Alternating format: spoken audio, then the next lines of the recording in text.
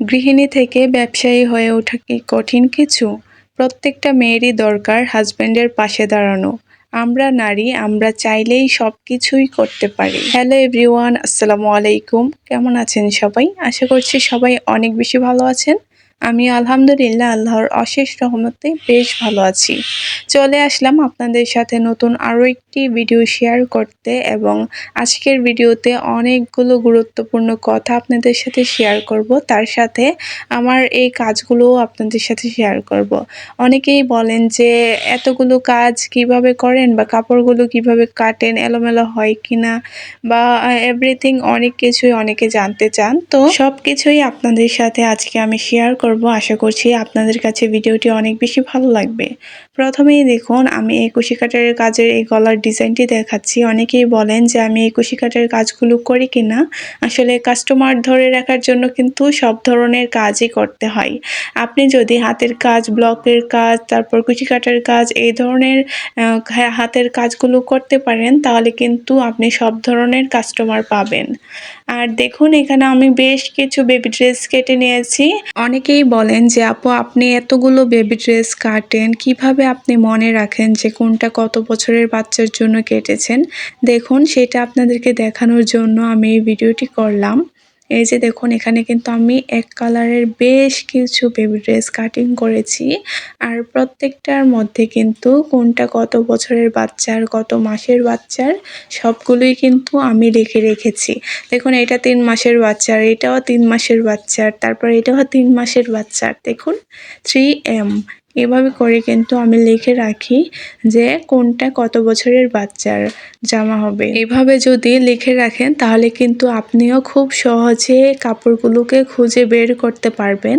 তা না হলে কিন্তু আপনি এলোমেলো হয়ে যাবে। আসলে আমার অনেক ধরনের সাইজের বেবি ড্রেস কাটিং করতে হয়, তার জন্য কিন্তু আমি এইভাবে করে লিখে রাখি। তাহলে কিন্তু আমার কোনোটা ড্রেস এলোমেলো হয় না, আমি খুব সুন্দরভাবে এই কাজগুলো করতে পারি। দেখুন, এখানে কিন্তু আমি বেশ কিছু বেবি ড্রেস কেটে নিয়েছি, আর প্রত্যেকটা বেবি ড্রেস কিন্তু একই কালারের হবে। আর যখন আমি পুরোটা ড্রেস কমপ্লিট করব, তখন ইনশাল্লাহ আপনাদের সাথে আমি বেবি ড্রেসগুলো শেয়ার করব। আমি কিন্তু বাসায় থেকে সংসারের পাশাপাশি এই হাতের কাজগুলো করে থাকি, এবং আমি আলহামদুলিল্লাহ যে অর্ডারগুলো পাই, আমি একাই সব অর্ডারগুলো ডেলিভারি করে থাকি। অনেকেই জিজ্ঞেস করেন যে আমি কয়টা কর্মী দিয়ে কাজ করাই। আসলে আমার তেমন কোনো কর্মী নাই।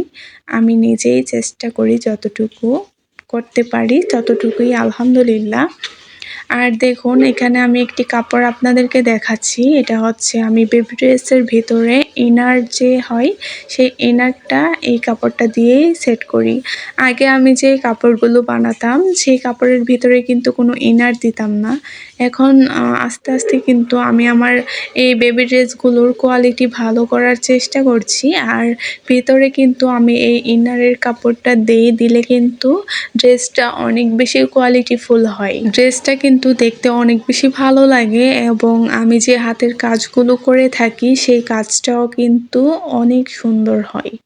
আর যদি ভিতরে ইনারের কাপড়টা না দেওয়া হয়, তাহলে কিন্তু কাজটা কুঁচকে আসতে পারে, বা কাপড়টা পাতলা হওয়ার কারণে কাজটা দেখতে ভালো লাগে না। আসলে প্রথমে আপনি যে কোনো ধরনের কাজই করতে যাবেন না কেন, কাজটা কিন্তু পারফেক্টলি হবে না। আপনি যত আস্তে ধীরে কাজটা করবেন, বা সব সময় রেগুলারলি কাজটা করতে থাকবেন, তখন কিন্তু আপনার কাজের কোয়ালিটি বা যে কোনো কিছুরই কোয়ালিটিটা অনেক বেশি ভালো হবে। আর এখানে দেখুন, বেশ কিছু বেবি ড্রেস আমি রেডি করেছি, এগুলোও চলে যাবে। তো ভাবলাম যে আপনাদের সাথেও একটু শেয়ার করি। আর যে কথাটা বলার ছিল, সেটাও আমি আপনাদেরকে বলছি যে প্রত্যেকটা মেয়েরই দরকার হাজব্যান্ডের পাশে দাঁড়ানো। আমরা কেন আমাদের ফ্যামিলির প্রত্যেকটা চাপ আমার হাজব্যান্ডের উপর দিব বলেন তো? আসলে প্রথম কথা হচ্ছে যে আমি কিভাবে এই কাজটা শুরু করেছি। আমার হাজব্যান্ড কিন্তু জব করে, আর আমি তখন কিছুই করতে পারতাম না।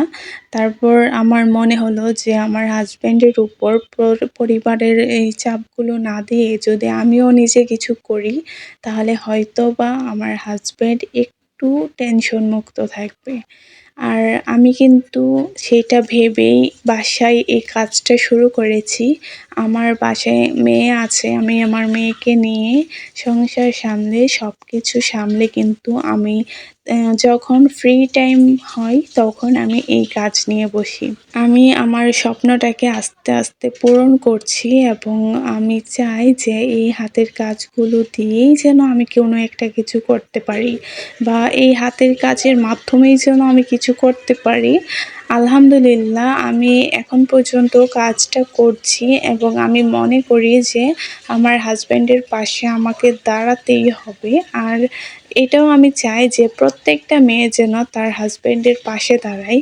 অযথা টাকা পয়সা অপচয় না করে আপনি আপনার হাসব্যান্ডের পাশে দাঁড়ান। নিজেও কিছু করার চেষ্টা করুন, তাহলে কিন্তু দেখবেন দুজনেই অনেক, অনেক বেশি ভালো থাকতে পারবেন। মেয়েরা চাইলে সবকিছুই করা সম্ভব। আল্লাহ তাআলা প্রত্যেকটা মানুষের মধ্যে কিছু না কিছু করার প্রতিভা দিয়েছে।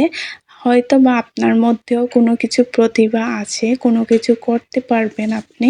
আপনি যেই কাজটা পছন্দ করেন সেই কাজ নিয়েই আপনি একটা কিছু শুরু করে দিন। তাহলে কিন্তু আপনার জন্যও ভালো হবে এবং আপনার ফ্যামিলির জন্যও ভালো হবে। আশা করছি আপুরা আমার কথাগুলো খুব ভালোভাবে বুঝতে পেরেছেন।